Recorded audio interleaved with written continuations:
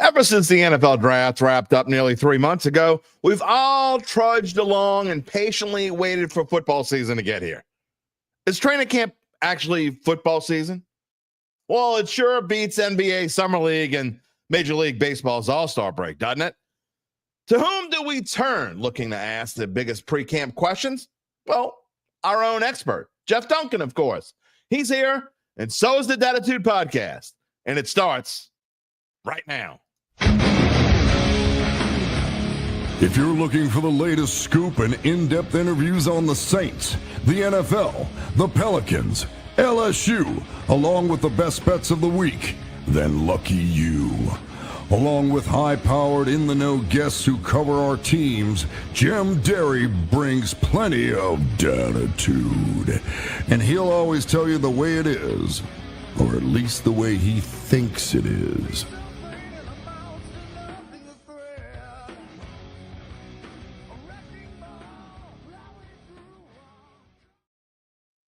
Where you at, Dattitude family? Let's start this show with the weather. You know how much I love the weather and talk. I'm like Nash Roberts Jr., you know?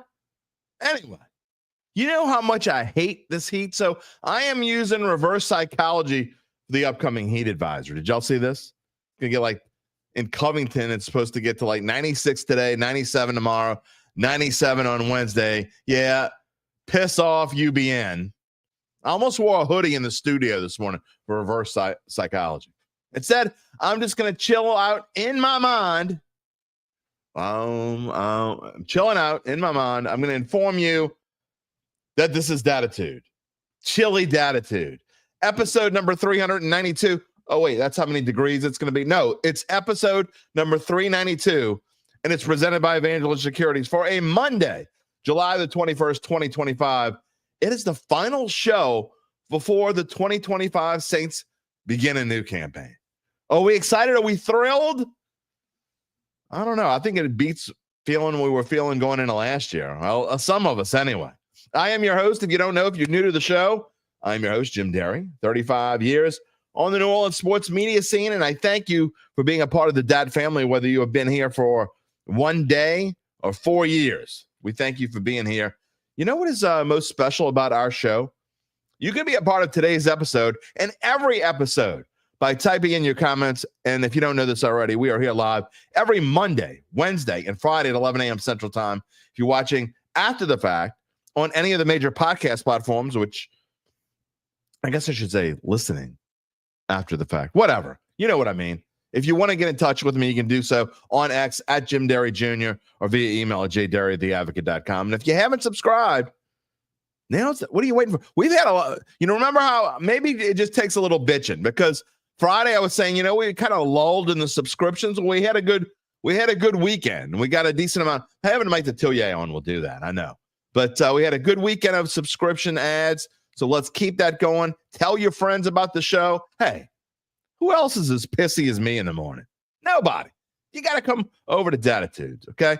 So that's what's up with that. Jeff Duncan, as I said on today's show, coming up about 11:20. Got a lot to talk about. This is a pretty jam-packed Monday. A lot going on. I'm going to get to your comments in just a minute. I know we usually have quote-unquote mono. If you're new to the show, Mondays are usually mono-y Monday, okay? And that's what we call Mondays. And it means it's usually just me, and it's you, and it's Gabe. Gabe's not here today. Gabe's a little under the weather. He's also got some other things going on, so no Gabe today. But our own expert, Jeff Duncan, our sports columnist at the Times-Picayune, Jeff Duncan and Mike Metairie are the best for ratings, and they just so happen to be on back-to-back. But that's what happens when you're about to open camp. If you can't see if you're listening after the fact or you're just kind of listening while you're watching on YouTube, while you have it on YouTube, camp opens tomorrow. You don't live under a rock. You know that camp opens tomorrow. What are the top questions for this team? Tyler Shuck signs his contract. Where does that leave us? Okay, it's not a surprise. Was it a good deal? Is it a bad deal? We're going to ask Jeff Duncan about that. Can the Saints beat their low expectations? Can they beat their low? What are we expecting for this team? Does the record even matter? We've talked about this since we came back from break. Does the record even matter? I say yes and no. It matters to a certain extent. We're going to ask Dunk what he thinks. And look, Dunk is usually the positive guy. We'll see what kind of spin he's putting on this season because I'm interested. I don't really know, to be honest. So we're gonna see what he says. If he's not positive, it could mean bad things. I don't know. He's coming on again at 11:20. We're also going to talk about breaking news this morning. ESPN college football insider Pete Thamel reports on X this morning. Ex-BYU quarterback Jake Retzlaff is transferring to Tulane. Last year had nearly 3,000, just shy of 3,000 passing yards. Had 417 rushing yards, 26 total touchdowns.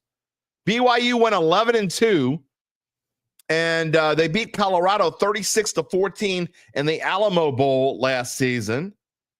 So, is this as big of a deal as it sounds? Mentioned it to Dunk this morning via text. He says it is. So we're going to get into that this morning. Again, that is breaking news. Just found out about it about an hour ago. Gabe Henderson sent me a note about it, and I appreciate that.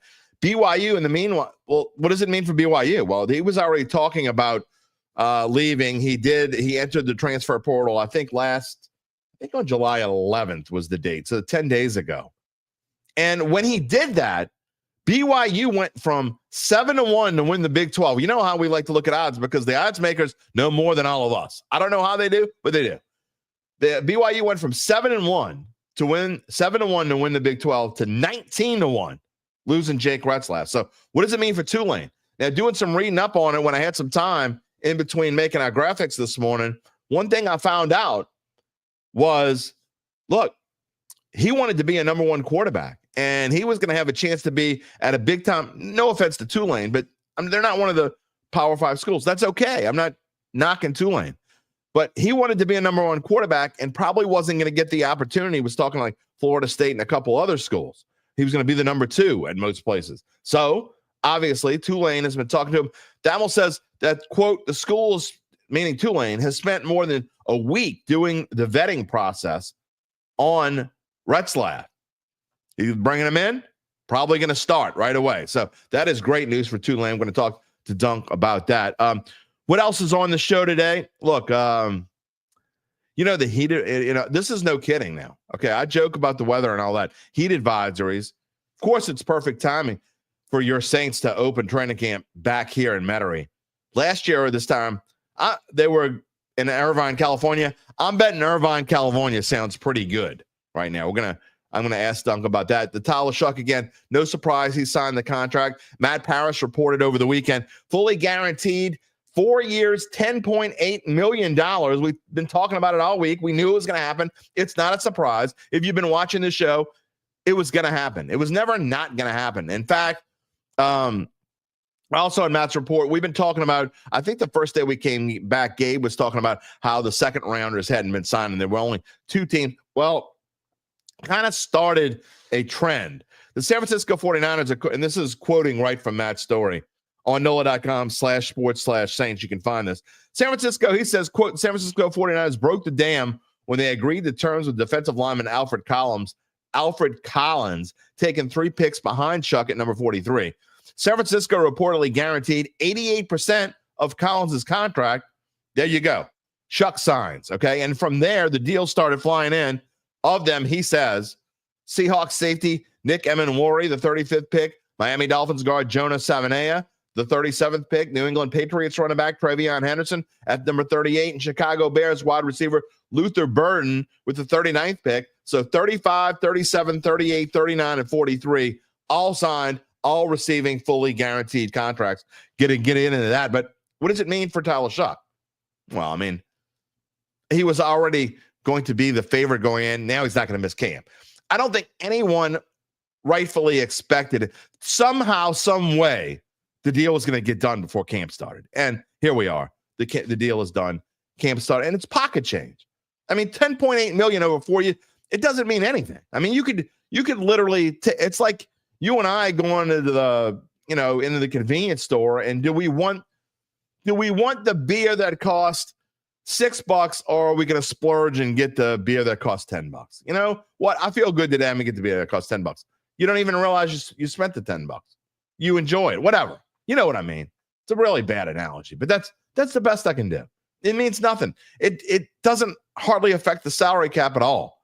You know, you're talking about approximately $275 million in the salary cap, and you're giving the man $11 million over 4 years. Who cares? Just get it done. Get it over with. NFL camps opening all across the country, including the New Orleans Saints on Tuesday, tomorrow. You know what I mean, tomorrow. I got a lot of comments in the queue. I want to get to them in just a minute. There's a couple other things I want to get to before we get to comments. Again, Jeff Duncan come on in about 9 minutes, so I got to get rolling here. But first, prayers to the family of former Carr football star Corey Adams, an Ole Miss freshman, shot and killed in Tennessee. We have the story on NOLA.com. It's all over. My former boss and friend, Jim Rice, who is now in South Carolina, was looking into it. He reached out to me trying to get a hold of Bryce Brown. Just a tragedy.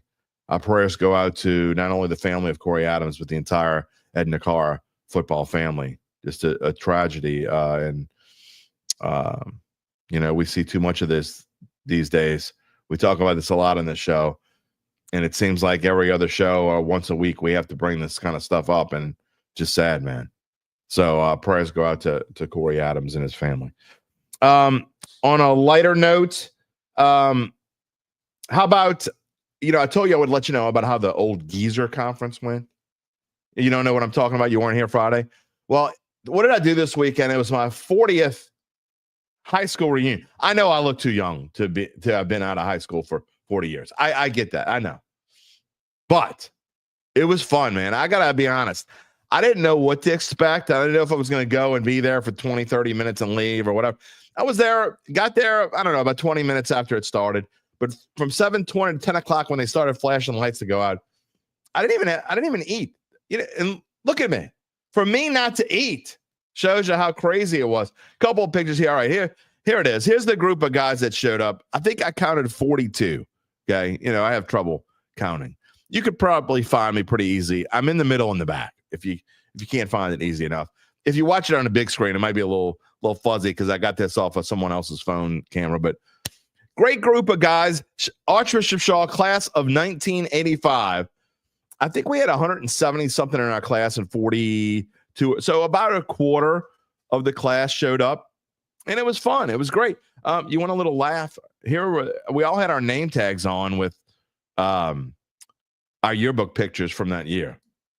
You want to see what I looked like back in 1985 as a 16-year-old? Yes, I was 16. I was young. In fact, when this picture took, I was just turned 16.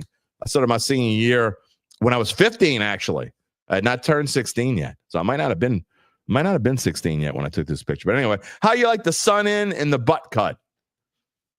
Does that go out of style? By the way, yeah, it does go out of style. Anyway, that's 40 years ago. That's what I looked like. Hard to believe, man. Actually, 41 years ago, because that was 1984 when we started. 84, 85. Man, it's crazy how the time goes by. It was great seeing all those guys. Shout out to everyone that was there. I don't want to mention all the names, but I talked to of the 42 guys that were there. I probably had a conversation with over 30 of them, I would say. A couple guys, I'm sorry if I didn't get to you if you watch the show. And a few of you have told me that you do watch the show. So thank you you're a part of the Dad family. You're also a friend and a classmate. Also, before we move on, I want to talk about, I want to give a shout out or dedicate, not a shout out, but I'm going to dedicate the show today. I didn't realize this. I didn't know it was this many, but as you get older, you lose friends, I've lost quite a few close friends. You've known that. I've talked about that on the show. Family members, my sister, my dad, my mom passed away almost 20 years ago now. But we have lost 14 classmates since we graduated. 14. Again, in a class of about 170, I think it was 174, 175, to lose 14 guys already. Yeah, that's sad. So anyway, we're going to dedicate this show to those 14 guys today. Les Bay, Todd Constant, Steve Gustin, Sean Hartman, Michael Montalbano, Gary Nixon, Gene Russell, David Serpaz, Jules Vegas, William Walsh, Thomas Whitted, and a couple of special ones. Two guys that were near and dear to my heart. We were friends after we got out of high school, and I missed them dearly. Nick Verisco and Vince Michel. Very much missed. And also It was a tri-school reunion. So Blank, the ladies from Blank and Immaculata also joined us. They 3 ladies from their classes from Blank, Mimi Turlich and Immaculata, Sissy Carlise, and Lori Landro-Mano just passed away, like I think about a month ago. She just passed away from breast cancer, found out and passed away like within a few weeks. So our hearts go out to all of them. We dedicate this show to them today. All right, let's get to some of the comments this morning. Sorry it took me so long to get to them. I have a lot to say. And again, Dunk coming on in about 4 or 5 minutes. So we got to get rolling here. Got so much to talk about. Again, with the Tulane breaking news. Chad Gage. Hello, all. Jim. Hope all is having an outstanding day. So far, so good. Mondays are a little tough sometimes. Top of the morning, Mr. Mangus. Let's get camp started. Yep, Derek Queen. We're not going to talk about the Pels today. We'll see. It's July. We'll see how long this lasts, but yeah, we'll get into it at some point. I'm still trying to get Willie Green on for the show. We're going to have somebody special on. I don't know who it is yet. Episode number 400 is coming up. I believe the scheduled date is August the 8th, which is 2 weeks from Friday. I'll try to have a special guest on episode number 400 coming up in just 2 weeks. Seems like we just had 300. Lance Dobard, good morning, and who dat? Gary Balleen, good morning, all. Mark Gafsky, good morning, who dat? Booker is here. Welcome, Booker. Who dat? Mark says, shucks on ready to go. Absolutely. He says it's only 101 degrees in Vegas. Yeah. Nick Moss says, you can't believe we had a heat advisor in Louisiana. You're an idiot, okay? Because they don't put out heat advisories unless it's like ridiculously high. I want your fat ass to go outside. You're not fat anymore. I want your skinny ass to go outside. You like the heat so much. I want you to go work outside today. Go work outside today. And I want you to take a picture of yourself about 2 hours after you've been out there. Let me know how it goes. Yeah. It's like winter weather advisories in the north. They only put them out when it's going to be like -10. Okay. They don't put out winter weather advisors or freezing advisors when it's like 15 or 20, like here would be the end of the world. No, it's the same thing here. It's gonna be like 96, 97, heat index of like 110. Go work outside today. All right. Yeah. Getting me fired up in this heat. Earl's picks. He's about to get cooked. Upper 90s sucks, man. Reginald Porter. Hello there. Welcome. Lance Dobart wants me to ask Dunk how bad it was with Grantham. Was it so bad it's reasonable to expect the defensive line bounce back?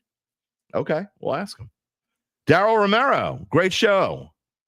The best show. Well, we love being the best, man. We love being the best. So where are we at? Brian Cavett. Way at NOLA. Can't wait for practice and people to report. They're reporting. That's right, Lance. Near the banks of Old Man River. That's right. Who dat daddy's here? Where you been, who dat daddy? We missed you. Glad you're back. At camp starting tomorrow. That's why you're here. He says I was a handsome lad. I was a little man. I was little. Good morning, John Carter. David Bordelon. Good morning. Class of 81 South Lafourche Tarpons.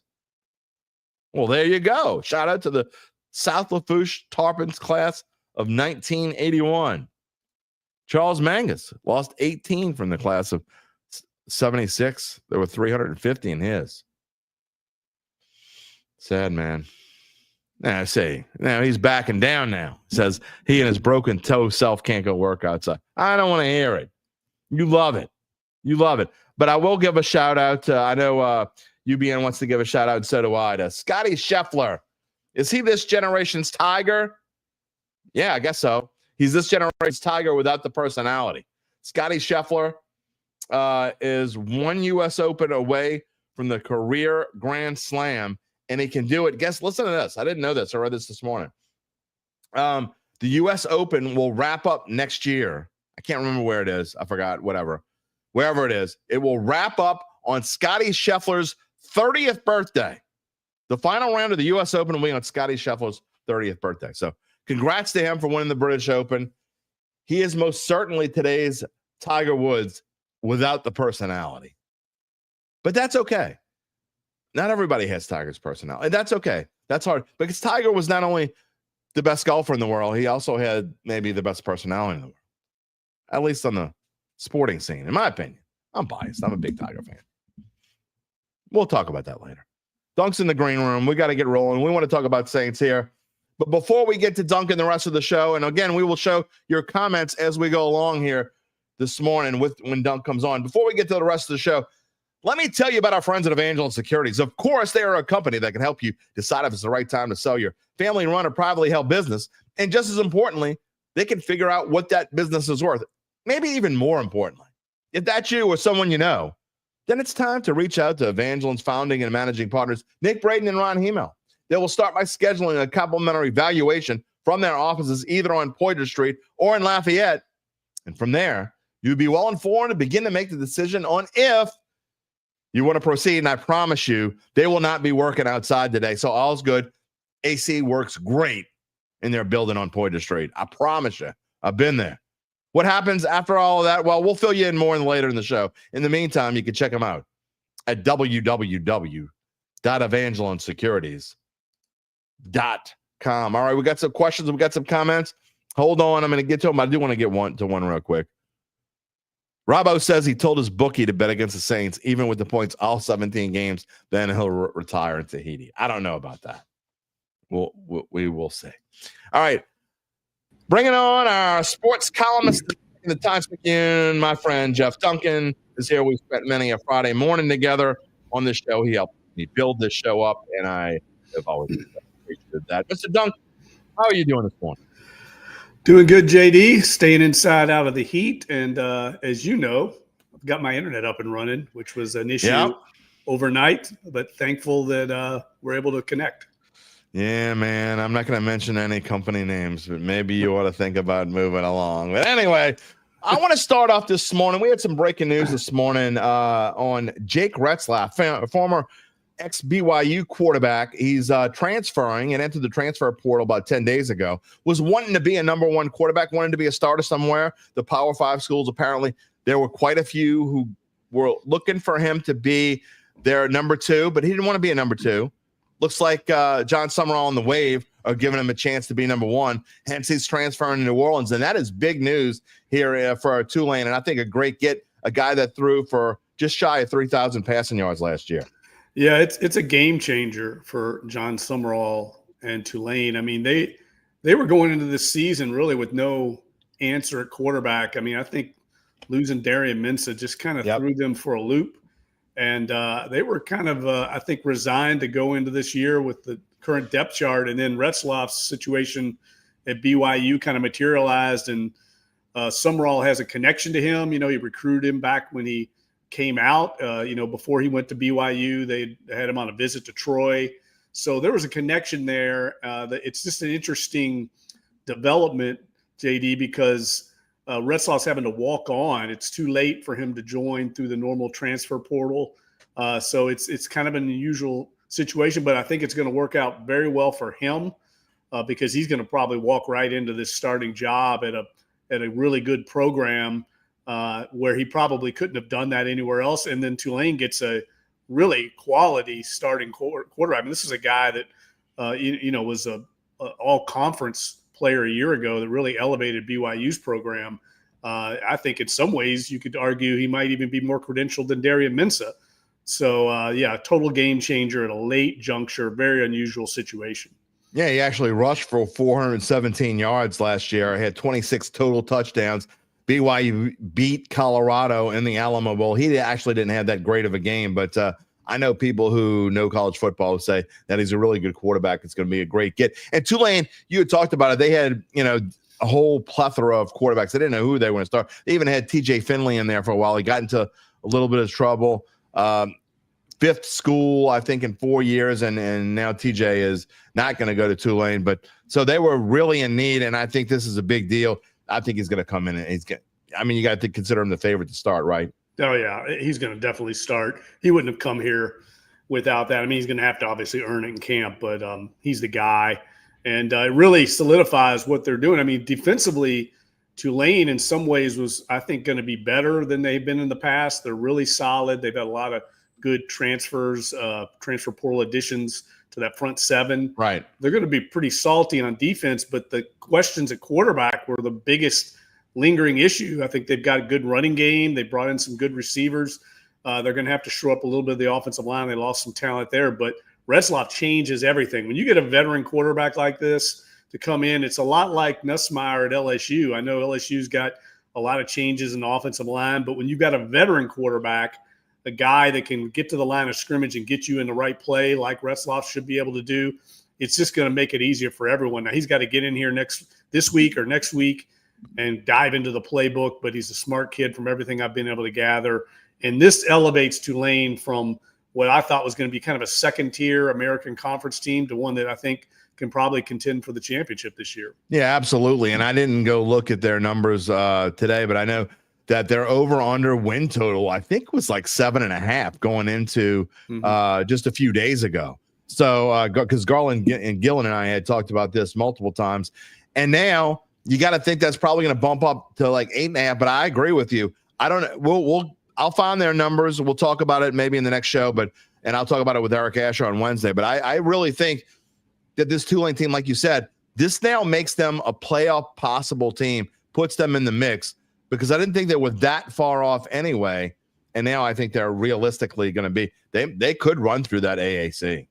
Yeah, it's going to, I think Memphis obviously is going to be contentious, but now they're in the mix, and they weren't, I don't think, before. I think they were looking at a transition year, probably a bowl season, but not challenging for a chance to get into that hunt. And look, I mean, this just speaks to John Sumrall and the staff and the culture they've created there, that they can get a guy like this that a lot of schools were trying to bring in, and a guy that probably is going to be a top 20 quarterback in college football this year. Yeah, and I know that Wave fans are going to be excited about this, but really, I mean, if you're just a college football fan around here, period, you got to be excited about it. And it was definitely some interesting breaking news this morning. All right, it's the day before Saints training camp, which means we're turning the page. Mr. Duncan, we are officially starting the Saints campaign. Now, the season doesn't officially start, but we can call the campaign starting. It is going to be an interesting season. I truly believe this. No matter what happens record-wise, I truly believe this is going to be a very interesting season. And I'm looking, there's so many storylines, but at least there's some excitement. And, I know people don't always like change, Dunk, but in this case, there's no question this franchise needed change maybe more than any other in the NFL. Yeah, and I think that's what has fans at least intrigued and excited. You got a new head coach, new quarterback, new offensive and defensive schemes, new staff. There's just so much to watch here at this training camp coming up. I know the expectations are very low for this team, but at least there's something new after the Dennis Allen era. They tried to run it back with the Peyton era, and it just didn't work with Dennis Allen, and now they're turning a new page, and I think everyone welcomes that right now. There's no question about that. And Christopher Fava asked the question of the day that everyone wants to know. Look, Tyler Shuck, we reported it here. Matthew Paris wrote the story this over the weekend about Tyler Shuck finally signing his contract. I don't think anyone was surprised. I think we knew this deal was going to get done sooner rather than later. I mean, really, in the grand scheme of things, it's pocket change. It's 4 years, just shy of $11 million over the course of 4 years. It doesn't, in the grand scheme of things, doesn't even really affect the salary cap. I'm glad they got the deal done. Shuck comes in here now. But, Duncan, you've got to think that he is Kellen Moore's guy, and unless he just loses the job, it's got to be his for the taking, unless Spencer Rattler just flies off the chain and Shuck stinks in training camp. Yeah, I agree 100%. I mean, they're going to compete. He's going to have to win it on the field, but there's a reason they drafted him high in the second round. Kellen Moore was very high on him. Other people in the building are very high on him. He's done everything right so far, but he's going to have to win the job. I mean, they're not going to hand it to him, and Spencer Rattler certainly isn't going to hand it to him. I think he's got a little bit of a chip on his shoulder. Yep. He obviously is motivated to try and win the job, but it's definitely going to be a competition. I mean, I can still remember JD, everyone, certainly Sean Payton, thought that Taysom Hill was going to be the handpicked successor to Drew Brees, and it didn't work out that way. He got beat out in camp by Jameis Winston, so things happen. But you talk to people internally about Tyler Shuck, they kind of talk about him as he's the guy. It's almost understood that if he doesn't win the job, out of camp. And that's a possibility I think that people aren't thinking about is maybe he doesn't win the job week 1. Maybe he's not far enough along, but in time, he will eventually be the guy, sort of like what happened in Atlanta with Michael Penix. Or maybe even in New England with Drake May, they tried to ease him along as well. And, when he first finally got in there, he didn't play very well in the beginning, but kind of eased his way into and played better. Even Bryce Young, it took him a season and a half to turn into a real quarterback. So you never know. I'm interested to see how this camp's going to start. And I don't think it's going to be long before we tell who they at least want to be the number 1 quarterback. But there is a scenario, and I know you guys at the Insiders have talked about it, NOLA.com/sports/Saints. Check them out. And they also have their own YouTube page. But just think about this possibility. And we've talked about how tough these first 4 games are. As easy, quote unquote, easy as their schedule is, the toughest part of the schedule is the first 4. Once they get past that, it lightens up a little bit, but they could potentially be looking at 0-4 in the face. Do you even think about maybe starting a Spencer Rattler early on? That way you don't really hurt Tyler Shuck's confidence. And if Spencer Rattler does well and the Saints start out 1-3 or even 2-2, then maybe Rattler wins the job and it's a no-lose situation. No, I don't think they think that way. I think they're looking big picture here, not beyond the 4 games. Right. They're trying to determine right now, who's going to be their guy to go forward. And if they have their guy, or if, they have to get back into the quarterback market in the future. So I don't think they would view it in such a kind of myopic way. One of the reasons they drafted Tyler Shuck, one of the reasons they were high on him was his experience and his maturity and his ability to withstand adversity. I mean, he went through a lot with injuries in his career, transfers. They like that makeup that he has and think even if he goes through some growing pains, which he's going to whenever he gets into that role, that he'll be able to come out the other side of it because he's done it in the past. Yeah, no, and I agree with you. I think that is what's going to happen. But it is a scenario that's interesting because, other teams, again, we've talked about this with the rookie quarterbacks. Other teams have done this, not just Michael Penix, not just Drake May, but other teams have started, and not really Spencer Rattler's not really a veteran quarterback per se. He's coming off of a season where he only played 6 games and he did it with a lot of backups. But there is a theory there. There is a reason why you might do it, but I agree with you. I think that I think they would just go with Shuck right off the bat unless he just loses the job. Reginald Porter wants to know, will Kellen Moore run the ball with Shuck as quarterback? Interesting question. Yeah, that's going to be the game plan, I think. I mean, they got a big offensive line, a lot of investment up there with first-round draft picks and a high second-round draft pick. I mean, that's going to be the strength of the offense, and the best friend of Tyler Shuck or Spencer Rattler is going to be this running game. I do think it's interesting. The backfield, a little uncertain right now behind Alvin Kamara. And I think Kamara at this point of his career, probably less is more for him. I think they need to find a quality backup. I think they brought in Cam Akers for a reason. I think it kind of tells you a lot about what they thought behind Alvin Kamara, that they would bring him in. And I know some people in the building are very high on him and think he will be their backup. They like what he did at the end of last season with the Vikings. But it's going to have to shake out in camp. And I think one of the things that is kind of going unnoticed right now, JD, is the fact that this staff really hasn't had much to evaluate. I mean, it's been a very light off season. The new NFLPA rules prevent contact. There's not a lot of 11-11 team drills. So this team's going to have to make hay during camp, particularly that second week once they put the pads on. The first week is kind of a ramp-up period and shells. But once they get to that second week, I expect Kellen Moore is going to turn the screws up on this team and get physical and try and determine what they have in the trenches with both offensive and defensive lines and kind of see where they can go with this offense and defense because they haven't had a chance to evaluate. You got a whole new staff, a whole new scheme, a new quarterbacks, and really you haven't had a chance to play football per se yet. So, and without a joint practice against another team, that second, third week of training camp and these preseason games are going to be critical for the evaluation from this coaching staff. Jim Derry here with Jeff Duncan, my old Friday partner here on this Monday morning, the Dattitude podcast brought to you by Evangeline Securities. We thank you for watching. We thank you for listening. If you're not already done so, please subscribe to our Dattitude YouTube page. Saints Insiders also have their own YouTube page that you might want to join that Mr. Duncan is part of as well. All right, we're talking about the top questions entering camp. So your last what you just said kind of is a great segue and lead in to Brian Cavett asking a question. What are the Saints' biggest weaknesses? Obviously, other than quarterback, because it is a weakness. I don't care what anyone says. It's obviously a weakness. You got a guy. No one on this quarterback staff has won a single NFL game in their history. It's a weakness. But what would you consider the biggest weakness? We talk about running back. I don't know that it's necessarily a weakness because I'm with you. I like Cam Akers. And I before you even said that, I think he's going to step up and be a big part of this season. We'll see what the rookies got, Devin Neal as well. But I'm worried about the depth at wide receiver, Dunk. I don't know if that's necessarily the biggest weakness, but that's probably what scares me the most going into this season. That's a great point. I would definitely point that out. I mean, I think, look, I know locally people are very high on the receivers, and Chris Olave, when healthy, is certainly a number one caliber receiver. But I think on a good team, ideally, Rashid Shaheed would be like a third or fourth receiver. Right. That's really, he's more like a Lance Moore type player.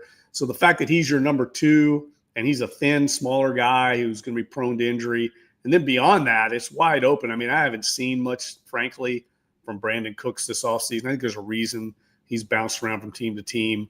I wouldn't be surprised if they brought somebody in to challenge him. The problem right now is getting somebody to come to New Orleans at receiver. Exactly. I mean, you've got an uncertain quarterback situation. It's just not a very attractive location for a veteran receiver like a Keenan Allen, who at this stage of his career is probably chasing a ring. You're not going to get that probably in New Orleans. So, it takes two to tango. So all these fans want to, go out and get these guys. Well, they've made contact with them. They're not interested in coming here, but maybe things change as it gets closer to the season and options start drying up and some of these veterans get a little desperate for, a payday down the road. That could change, but that's one area. And then I think the entire defense is a huge question mark. I mean, they were 30th in the league a year ago. They're older in a lot of positions.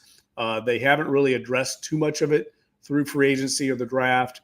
And you got a new scheme that's going to take, I think, some time to transition to. You've got some misfit players in that scheme that I think are going to have to be addressed as they navigate this transition. So personally, I think the cornerback spot is really unproven. I think teams are going to go after these guys. I think Brandon Staley's going to have to play a little more conservatively on the back end because of that. So I just think there's a lot of question marks really across the board with this team. There's very few places where you don't see a question mark right now, including the coaching staff, which, we don't really know how Kellen Moore will adjust to being a head coach. So there's more, put it this way, there's more weaknesses than strengths right now.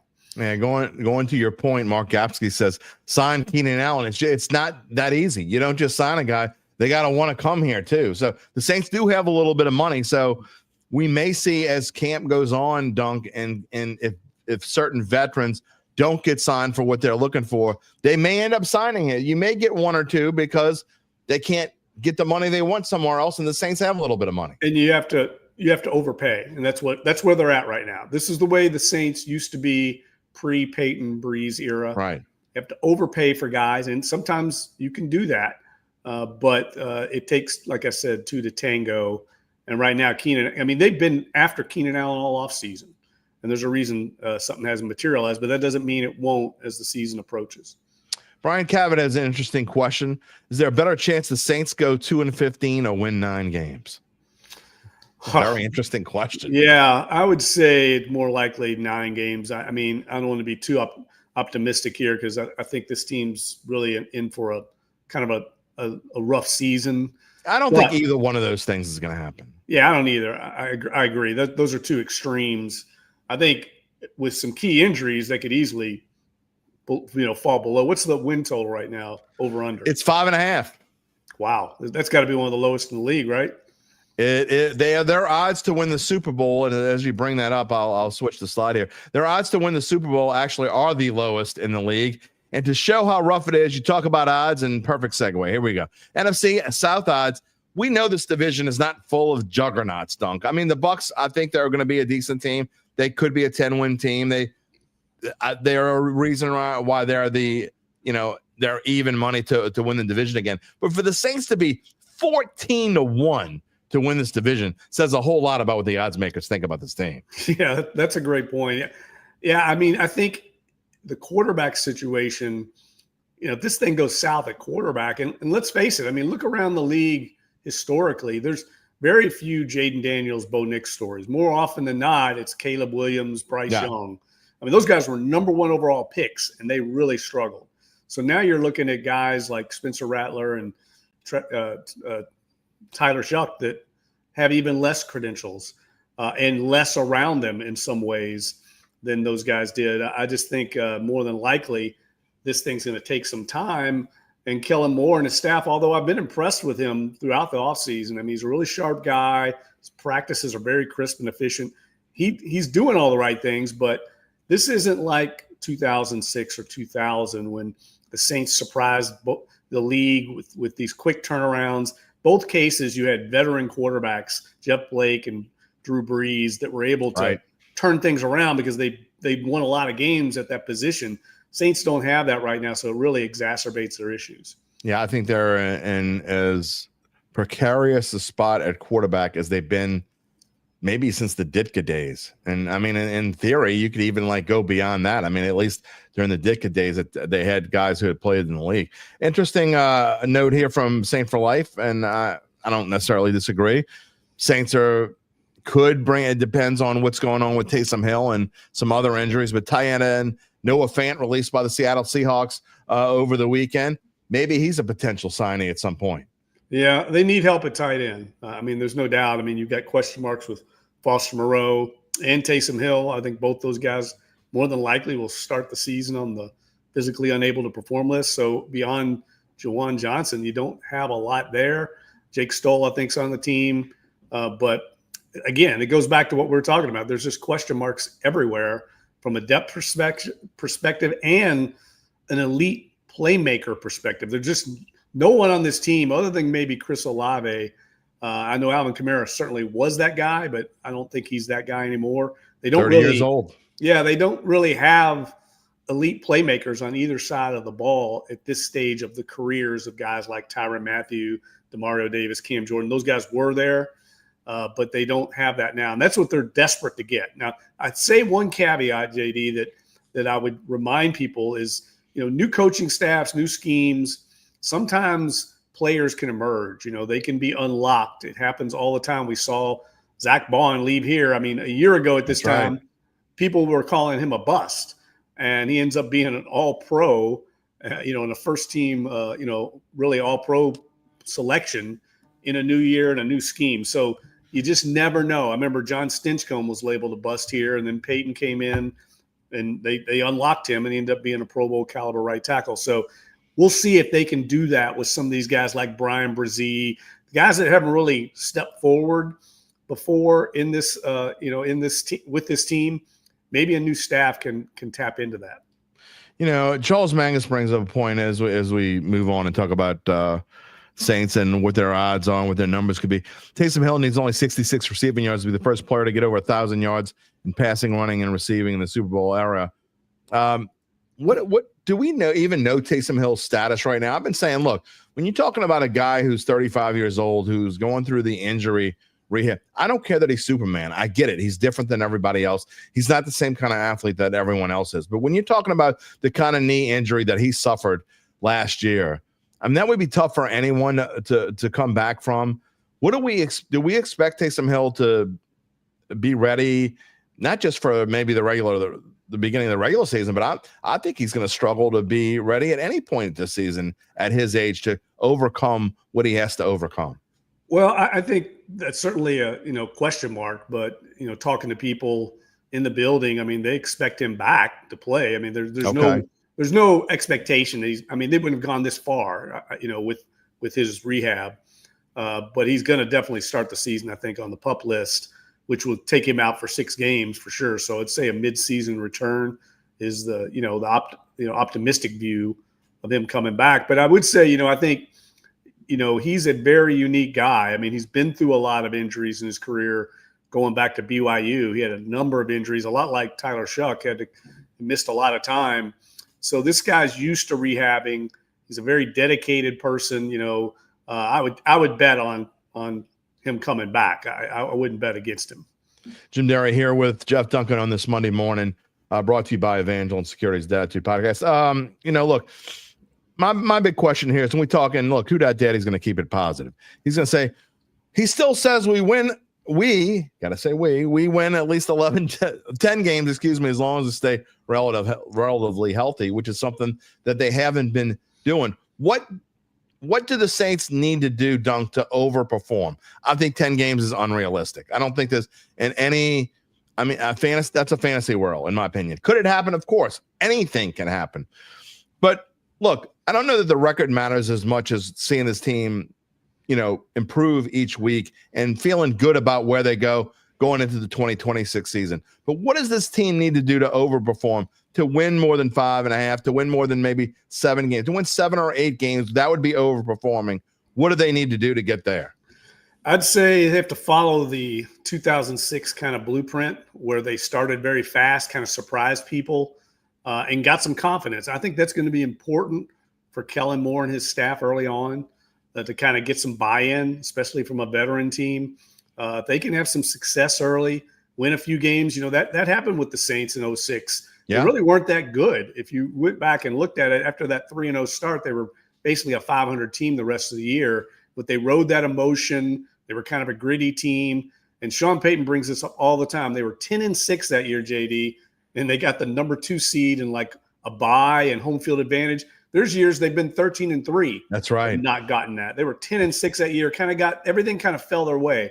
They need to thread the needle in that way, and they obviously need one of these quarterbacks, probably Tyler Shuck, to be better than people expect and play above his expectations, and be like a Dak Prescott diamond in the rough that can overcome some of the weaknesses they've got on the offense. Yeah, and look, more confidence, and I love it from the Saints fans. Okay, VB Saints Pels lady says, refresh her memory. What did Washington do with a new coach and a new rookie quarterback last season? I love your optimism, Saints Pels lady, but my problem is that, no offense, Tyler Shuck is not Jaden Daniels. Yeah, I would say that's, if you're counting on that, it can happen. We've seen it happen, but there's got to be, I think the biggest issue there is the rest of the team I don't think is that strong. I don't feel like the Saints are strong enough in any other positions except maybe the offensive line. I do think they've underperformed, and that's another area that I think is going a little bit kind of under the radar, is the fact that they have a new offensive line coach, and Brendan Nugent, who's very well respected around the league. This is a guy that a lot of teams wanted. That was a big coup for Kellen Moore to get him, and I think he's going to get better performance out of that offensive line, and in particular a guy like Trevor Penning that has kind of underperformed expectations. I think they're going to be better up front than people expect, and I think Nugent's going to have a lot to do with that. And bringing in Kelvin Banks, a guy that every team in the league was high on, he's going to be your left tackle from day one. There's a lot of talent up there, and if they can stay healthy, you can build an offense around that front five, and that's where it all starts. And they've got better depth as well to withstand injuries. So I do think that gives them a reasonable hope to turn this thing around because of what I think is kind of a better, more talent than what we've seen so far. We talked about the O-line on Friday's show with Mike Detillier, and we've been talking for months and months and really years that this team needed to get better in the trenches. Well, defense, maybe not quite where you want to be yet, but I think the offensive line, dare I say, I'm excited about what this offensive line could do. I think this is going to be the best Saints offensive line since Sean Payton and Drew Brees were working here together. So I think they have finally turned the corner and maybe made it the right decision. I'm very interested to see if Trevor Penning can play left guard. And if not, Dunk, one thing about this O-line is that they haven't had is I think they have depth now. You got Dylan Radins that they brought in. Will Clapp can back up at center. He's got experience in the NFL. Obviously went off to the Chargers after he left the Saints. And, I'm just excited about where this O-line is. And I think at least the bare minimum, they're going in the right direction. And you start in the trenches and then you work your way up from there. Yeah. And I tell you, the viewer makes a good point. Like the Commanders a year ago turned things around, but they had kind of a 2006 Saints-like season. Yeah. They won a lot of close games, a lot of dramatic wins, Hail Marys. Sometimes those things even out, and it certainly did on the 2006 Saints. So it wouldn't surprise me to see a regression from the Commanders. You don't win that many games on Hail Marys and things like that. And so, but I do think that could happen with the Saints team where they get in a lot of close games because the line is better than we think. They can run the ball, and they're in a lot of these 50-50 games, and sometimes you win those. And then all of a sudden you start getting confidence, and, they're not in a dominant division like we've mentioned. So they're going to have 6 games we know of against teams that they can probably compete with. Then maybe things start going your way, and you do put together one of those magic carpet ride seasons. So I wouldn't rule that out, but that's how it's got to happen. And I really think they've got to stay obviously healthy because the depth's just, you talk to people in the building, that's still a concern. That's what this draft class was all about, was really just bolstering depth. They've got to get better across the board on this team to compete. Yeah, my key to, I asked you about what they need to do to overperform. My key is for them to be better than I think people expect them to be. At least I'm talking about the national media, not so much the Houtats who are always trying to be a little bit positive. But you talked about the defense and the 30th ranked, and they've got some things to do. And Brandon Staley's a transition, excuse me.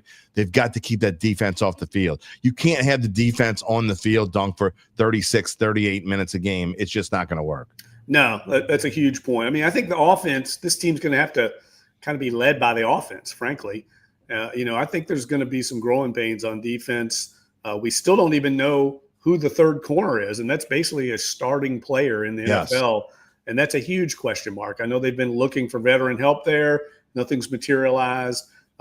Quincy Riley was drafted, I think, to be that guy, but he hasn't gotten on the field yet, so there's a big question mark at that third corner spot. And people are going to go after Kool-Aid McKinstry. They're going to go after Alante Taylor. I mean, Alante Taylor last year, JD, gave up the most receiving yards in the entire NFL. Yeah. The entire league. Yeah. That's your guy that they're basically making into the star of this secondary. So that tells you kind of where they're at right now. Certainly he's a question mark, but they're very high on him internally. Saints Pels lady says she's going to keep it optimistic. No reason, she says, until the Saints give her a reason to do otherwise. Saints win the division. She's very hopeful. Look, we're not discouraging anyone from being optimistic. Enjoy it. I mean, we always say without hope, life is meaningless. So stay upbeat, stay optimistic. You never know what you're going to have. And you talk about that 06 team. And even though, Dunk, to me, what that team did is, they overperformed. They won those first 3 games. The dome was back. You got the block punt, the Falcons game, Monday Night Football. You got your friend Steve Gleason, just all the craziness that went on in the beginning of the season. And like you said, they went a little above 500 the rest of the way. But what that team did, Dunk, was set a foundation. And I think more importantly than the record doesn't matter. You have to set the foundation for what the future of this franchise can be.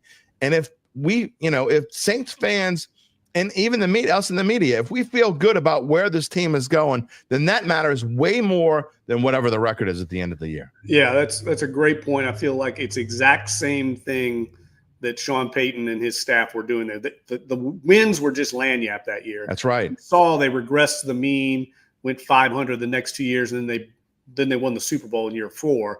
That was all about the foundation that was established in the culture from 2006. And I think something like that is probably what Mickey Loomis and Gail Benson and the powers that be on there. And not unrealistic. But they're going to look at what you're talking about. How are we laying the foundation for future success? Because more than likely, this is going to be kind of a 1 or 2 year transition, I think. Yeah, and as you say that, just a couple more questions before I let you go here. But Brian asked a question that I think is kind of not just this one question, but kind of microcosm of what I want to ask you. But he says, is this the last dance for Cam Jordan? I mean, I don't think it's just the last dance for Cam Jordan. I think there are multiple Saints that this is their last dance. You talk about transition, laying a foundation. I think those guys and Demario Davis, whether he plays another year after this, we'll see. Tyrann Mathieu, what happens with him after this, we'll see. But I think a lot of these veterans, they are going to play a role of helping the Saints set the foundation before they move on. That's exactly right. I think less is more for all 3 of those guys, Tyrann Mathieu, Mario Davis, and Cam Jordan. I really expect Cam Jordan to be really a situational player in this new defense. He is one of the guys that really doesn't fit a 3-4 scheme, but they're going to have to find some way to get some use out of him, and I'm sure they have a role plan for him. Same thing with Tyrann Mathieu. But these guys, all three of those guys, there's a reason they've been around as long as they have. They're very smart. They know exactly what they are as players, so they know how to hide their weaknesses as best as possible. And that's going to be part of Brandon Staley's, I think, strategy is to try and hide them as best he can. Because if you talk to rival teams, their tape is not very good, any of those three right now. I mean, right. When you look at them, they're areas that can be attacked. So this is something that now they're smart. These guys are, proud guys, and maybe the new scheme can help some of them. But I really think we're going to see less of all three of them, more reduced roles as we go forward. Let me get to a bunch of your comments. I know there are a lot in the queue. I'll get to them after Dunk leaves us here in just a minute or two. But Dunk's got a lot of things to do. It's the day before camp. I know he's got a lot of obligations and a lot of people asking for his time. So I appreciate you taking out time with us here this morning. Dunk, last question. What do you expect is a realistic record-wise? What is realistic to expect out of these 2025 Saints? Well, I think if the Saints can better their record from a year ago, that's huge for Kellen Moore and his staff. And I think that's realistic because of the injuries they occurred a year ago. I don't know if they'll have that bad luck ever again. I mean, it was crazy what they went through. So maybe you see them, get close to 500. And I think more than anything, they'll just be competitive in the games. There were games last year, that I think of the Packers game, the Bucks game, where they weren't competitive when they played good teams. I know they competed against the Eagles and the Chiefs fairly well, but there were some games where they weren't competitive. And I think seeing that kind of progress will be a good starting point for this team and the staff. Yeah, and look, you talk about some of those games you talk about. I mean, they were at half strength. I mean, you and I, we were in the dome, sitting there watching all of us in the media kind of looking at each other like, what the heck is this?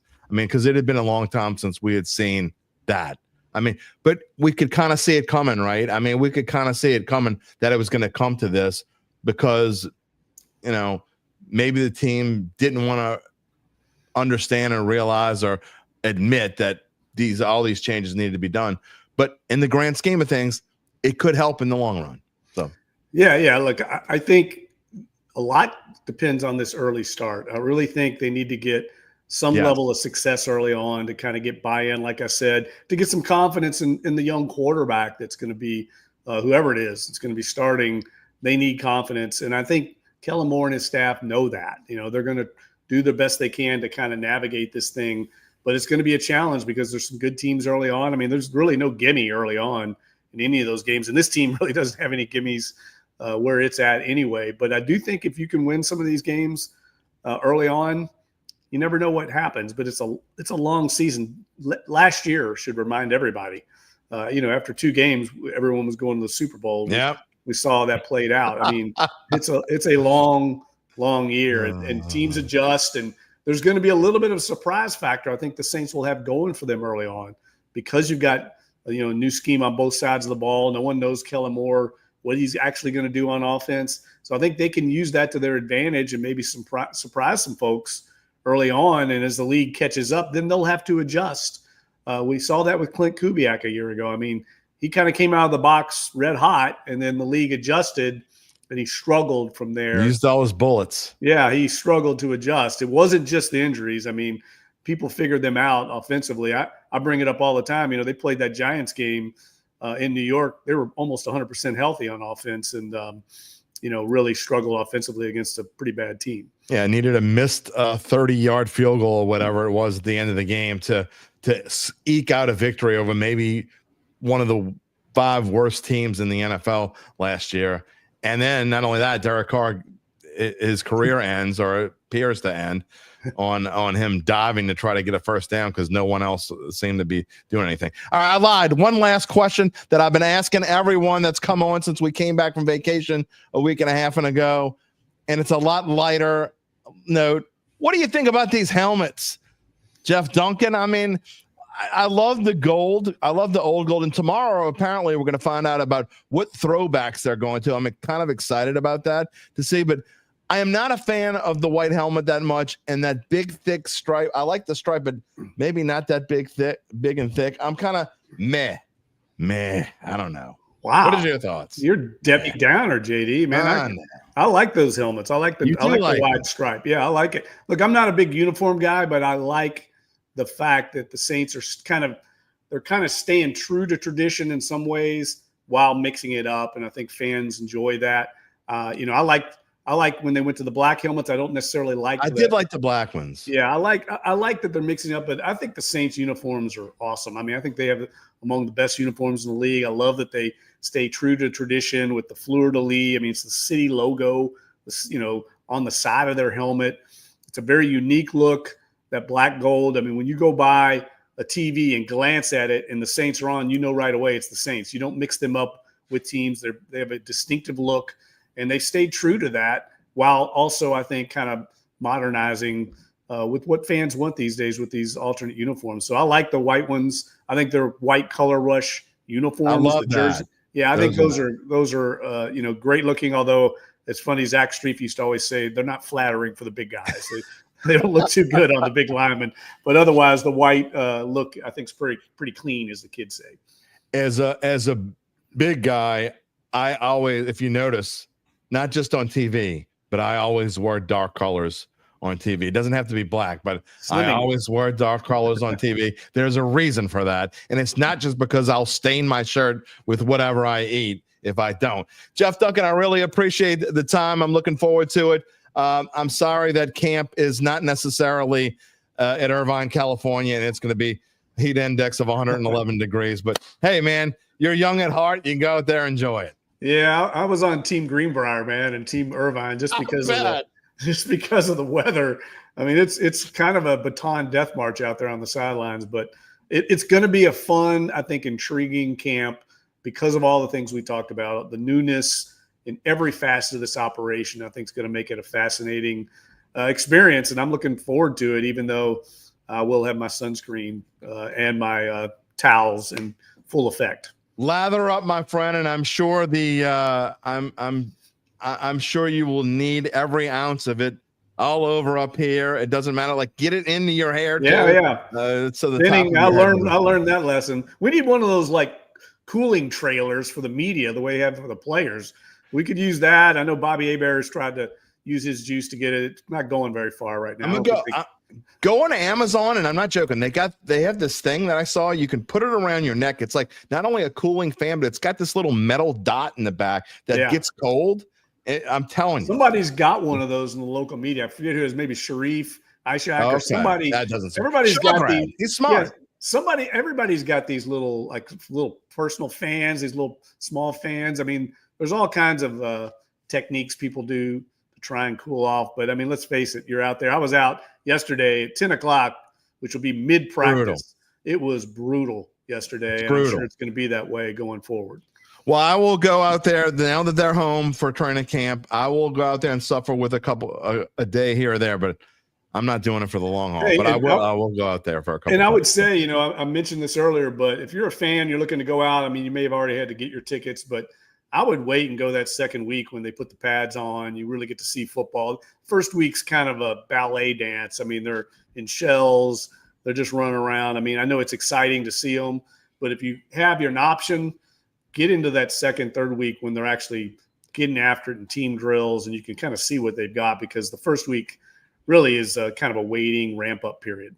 And we all know that 92, as much as 92 sucks, it beats 97, which is what it's supposed to be this week. So it will be that. Look, I didn't even mention that I know you're biased towards Tyler Shuck because he's a Louisville grad. So I even left that out. Jeff Duncan, we will talk to you hopefully before the season starts, maybe the week before the season starts. Enjoy camp, and we can't wait to see what you got going on with the Saints Insiders in here for us at the Times-Picayune. You got it. L's up, by the way. L's up. I'll bet. Talk to you later. Jeff Duncan, everybody. Look, man, I'm telling you, Mike Detillier and Jeff Duncan are you get what you guys want to hear.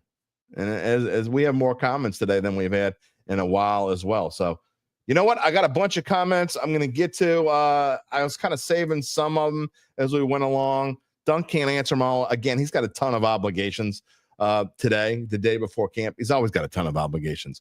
And I miss him as my Friday partner. For those of you that are longtime listeners to this show, that's how we started. We used to do the live show way back when, but we would only do them on, we would only do it on Fridays. I don't know if y'all remember that. I think I started it like around episode 88 or 90 or somewhere around there. If you go back and find them on YouTube. But way back in the day, Jeff Duncan was my Friday partner. He would come on with me every Friday. And I think that lasted for about a year and a half. And that's before the Saints Insiders started their own YouTube page. And he just didn't have the time to do it anymore. So, and then Larry Holder did it with me last year. And Larry is not going to do it. Larry's going to come on occasionally, but he's not going to be able to come on every Friday. So we're working on that. Got an announcement to make, hopefully coming on that pretty soon. Before I make any more announcements, before we wrap up the show with comments here this morning, again, Gabe is a little under the weather. He is not with us this morning. We told you earlier we will let you know more about how Evangeline Securities can help you figure out what your family-run or privately held business might be worth and whether it's time to sell. How do they do it? Well, we thank you so much for asking. After their complimentary valuation of your company, if you decide to proceed, native New Orleanians Nick Braden, Ron Hemalt, and the folks at Evangeline will begin an extensive auction process from established private equity funds from around the world. And they will maximize the return for the founder and his or her family. Evangeline Securities is the top producer on their platform. There are very few companies like them in this area. I dare you. Go find someone else that's like them. Go ahead. Show me. I dare you. Try it. You can't find them. None with their dedication and success. They are fully licensed. They are ready to serve you. So get in touch with Nick and Ron about what's really important. It's not the Saints record. It's not about who's going to start quarterback. No, what's really important? The rest of your life. You can find them at www.evangelinesecurities.com. A lot to talk about here before we go off the show. We got about 15, 20 minutes left in the show. I will tell you that the next show will be a Wednesday morning, July 23rd. That is this Wednesday. Monday, Wednesday, and Friday. Every Monday, Wednesday, and Friday, now that football is back. Live at 11 a.m. Central Time. If you have not subscribed to the Dattitude YouTube page, please do so. If you haven't given us a like, what are you waiting for? You know you like it. Just press the button. It helps the algorithm. I don't know why. I don't ask questions. I just ask you to subscribe and like. So subscribe and like. There you go. Back to the Saints. Back to the questions. Reginald Porter says, good job. Wants Jeff to stay cool. I don't know, man. I'm telling you, that fan thing is the way to go. When I go, I am going to go out to practice at some point and take some video, take some pictures or whatever. I am going to get out there. And when I go, I will let you know how it is, how bad. It's not going to be this week, though. Got too much going on this week. But it's going to happen before too long. Gerard Semino is here. Oh, that's okay. There you go. Okay, you're here. He says, we need another quarterback. I'm glad you're here. Welcome to the Dat family. I know you've been a part of the Dat family, but welcome back. Who Dat Daddy's like, the injuries really hurt us last year. There's no doubt about it. And there's lots of talk. We're talking about the defense. How much is Danny Stutzman going to get involved? That's one of the questions going into the preseason that we haven't really talked about. I think we're going to see a lot of that rookie in this offense. What about Broughton? Maybe him too, as well. David Bordelon says he loves the white helmets, love the black ones also. Some people just like change. Again, I don't know. And let me show it again. Wow. I don't know what it is. It's something that bugs me about this white. I don't know what it is. Not just because they haven't used it before, because I like the black ones and they hadn't really used the black ones. It's not just the thick. I love the gold. That's the gold they should go back to. Though that is the gold helmet these Saints should go back to. Get rid of that khaki or whatever color gold we think that is. Go back to that. Maybe it's just I don't like the white helmet. I just don't. I don't know. Anyway, I know I'm an old fart. Whatever it is. Brian says the three guys he loves: Mike Detillier, Doug Mouton, or Fletcher. Okay. We just had Fletcher on last week. I'm sure we'll have Doug on very soon. Brian Cavalier asking about the Thursday shows. We're not going back to the Thursday show, I don't think. Now we may have a Thursday show here or there, But I think what we're going to do going forward is we're going to kind of combine the Thursday show and the Friday show into one. I thought it was kind of a little much to do. We're going to do our Saints preview, Saints and LSU previews on Friday. Wednesday will kind of be the guest day. So Wednesday we'll certainly have a guest. Friday we're all going to have a guest, but I hope it's going to be a recurring guest. And then Friday's going to be kind of the betting show and the preview show all into one. I think. Not 100% certain yet. Yeah. And the reason why people love Dunk and Mike Detillier is they tell the truth. I mean, not that other guests don't tell the truth, because I think everyone tells the truth, including Wednesday's guests. I don't know how many of you love Eric Asher. But I think what's great about Mike and Jeff is they're more of these iconic voices, right? I mean, we've been listening to Mike Detillier for so long. We've been reading Jeff Duncan for so long. I think that's what it is, as much as anything. I don't know. Saint for Life says he loves the white helmets. Okay. Well, I know I'm in the minority. It's there, these helmets, and again, helmets in the grand scheme aren't that big of a deal. If you don't know this, tomorrow the Saints are supposed to announce or show to the world, whatever that means. They're going to have some new throwbacks for this year. It's not now. I don't know if they're going to replace the color rush. I think they're still going to be able to wear those color rush. I think these are going to be secondary uniforms that they're going to go throw back to. But I'm really hoping it's like the Jim Mora days, white numbers. The old white numbers on the black jerseys with the white pants. That I kind of hope they go back to. That would be interesting. So we'll see what's going to happen. I was watching an old game. I didn't realize how long they've been wearing the same They haven't had a real uniform change. And I'm talking about a drastic uniform change since before Ditka days. I mean, the last time they've had a drastic uniform change was when they actually went to the gold numbers and the gold pants and all that. I mean, I was watching a game from the Ditka days. It was the 98. It was the 98 Saints were playing the Cowboys at home. And the font was a little bit different, but it was the same uniforms they had now. UBN. He said he just had to go outside. He completely melted like the Wicked Witch. You asked for this. You're the one that asked for this. All right, final chance to get your comments and questions in here this morning as we go off the air. Reginald Porter says, Cowboys are mad at Moore for the white helmets. Remember, Cowboys have white. Are they really? I never saw that. Are they really mad at him? I mean, he's not a Cowboy anymore, so I don't know what they care.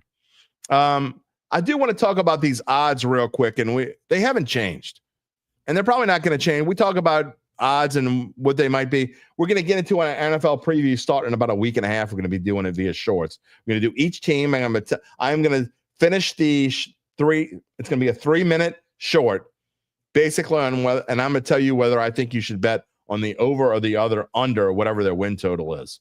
Okay.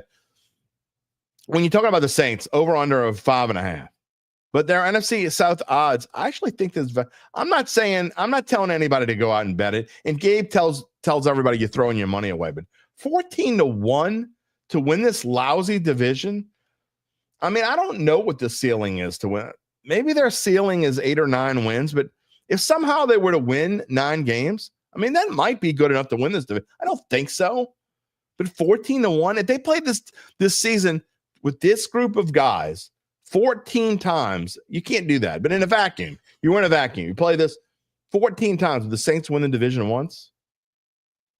I think they would, actually.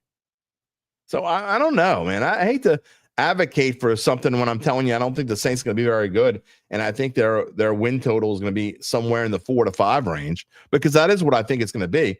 But to the positivity of some of the fans, if things go right in those first 4 games, if the Saints are sitting at 2-2, I mean, if somehow they start 2-2, again, I don't think it's going to happen, but if somehow they start 2-2, the schedule lightens up a lot after that. You come home, you play the Giants and Patriots. After that, I mean, both winnable games. And even though they're underdogs right now in every single game except the Jets game, if they win 1 and stay tight in the other 3, I think that's going to change. Pell's lady wants to know, what sports book do I recommend? I've said this many times. I'll tell you this. The odds that we currently use, they're all from DraftKings, okay? And I personally, if I'm only going to use one, I'm probably going to use DraftKings because it's the one that I like using the most. However, I've said this many times. If you want to, first of all, gambling is supposed to be a recreational activity. It's supposed to be for fun. But I will tell you this, and I've said this for years.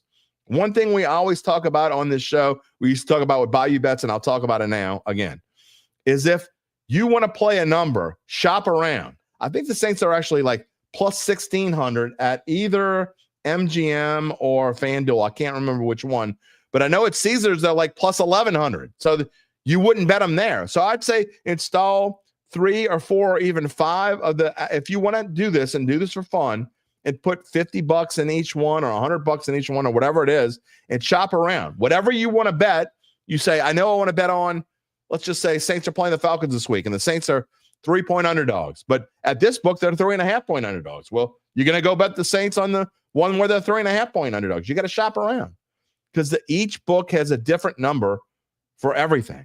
So if you're going to play any of these numbers, again, even if you put $20 in each one, have 4 or 5 different books, shop around. You can find different numbers. It's a lot of fun. All right, Lance Dobard. Bucks got a new offensive coordinator. Atlanta sucks. Panthers keep drafting worse than us. We can win this division. I'm not saying they can't win the division, Lance. I'm just saying anyone who expects them to win the division, it's probably unrealistic, okay? It doesn't mean that they can't do it. They have to have things. Again, it all depends. When you're talking about a rookie quarterback, and even if Spencer Rattler were to take this job, in my mind, he's still pretty much a rookie quarterback. I mean, he played in 7 games last year, started 6 of them, and I'd say of those 6, 3 or 4 of them, the Saints were struggling to even field a team. So, look, even if it's Spencer Rattler, it's a rookie quarterback. You don't have a single quarterback on this roster as of right now. That may change if they go sign a vet at some point to help with these rookies. But as of right now, they don't have a single quarterback on this roster that has a win in the NFL under their belt. So I don't think people can realize if you rank the quarterback rooms from 1 to 32, if you put the Saints anywhere other than 32, you're fooling yourselves. You're fooling yourselves. That you're kidding yourselves, whatever you want to call it. That's just the way that it is. So if you have the 32nd ranked quarterback room before you start anywhere, and look, this is the realistic part of the show. We try to keep it positive as much as we can, but we also keep you rooted in realism. If you have the 32nd ranked quarterback room in the NFL, do you know how hard that is to overcome? You keep trying to compare these Saints to the 06 Saints. What did the 06 Saints have? They had Drew Brees. If I remember correctly, I think did they have Mark Brunell already by then? If they didn't, they had some other veteran behind Drew Brees. So this team, although in theory you can compare these Saints to laying a foundation just like those 06 Saints did, and they did. They laid a foundation. And they had a similar running back room, right? They had Deuce McAllister, who was a veteran who was probably about to move on. Alvin Kamara is 30 years old. Realistically, he doesn't have a lot left. He's not Superman. He's not different than anybody else. Realistically, Alvin Kamara is probably only going to play another year or 2 after this one. Is it going to be with the Saints? We'll find out. But what's more important is the quarterback position. And look, yeah, can they overperform? Sure. But build in the trenches. They've done that. That's why I'm saying the record doesn't matter as much as the improvement matters. Laying that foundation, knowing what could be in the future. Do you have to go through this whole quarterback situation again in 2026? You might. And one thing about this Tyler Shuck contract, $10.8 million over 4 years, peanuts. If it doesn't work out with Tyler Shuck and either he becomes the backup or he doesn't work out and he moves on or whatever it is, you're not losing anything. You're not losing anything. Charles Mangus is right. That team also had Reggie Bush. Yeah. So, I mean, a lot different team. Their wide receiver core was we might not have known it then, but their wide receiver core was. We didn't know Marcus Colston was going to be Marcus Colston. That's true. Still had Joe Horn, but this wide receiver, are they as good as the 06 team? I don't know. David Bordelon says the 06 team had barely beat Cleveland in game one, had a good D&O line running game, and of course, Drew Brees. Look, and what else did they have? You know, we kind of touched on it with Dunk. What else did that 06 team have? They had coming back from Katrina on their side.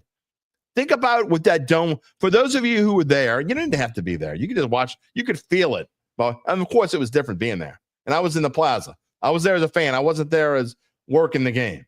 I was there as a fan with my, at the time, girlfriend, who is now my wife of what, 16 years? 17 years.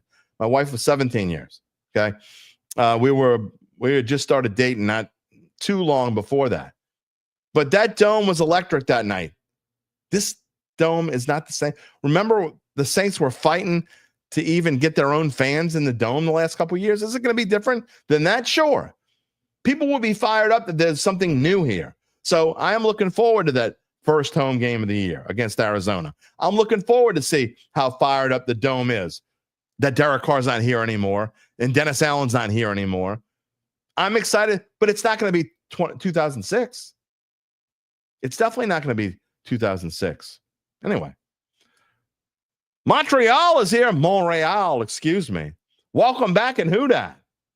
So, yeah, I'm excited. Gerard Simino, looks like my subscriber number is increasing. Congratulations. Well, we want it to continue to increase. We can only do that with your help. All right. That is going to pretty much wrap it up. Again, you got another minute or two to get a comment in if you want to.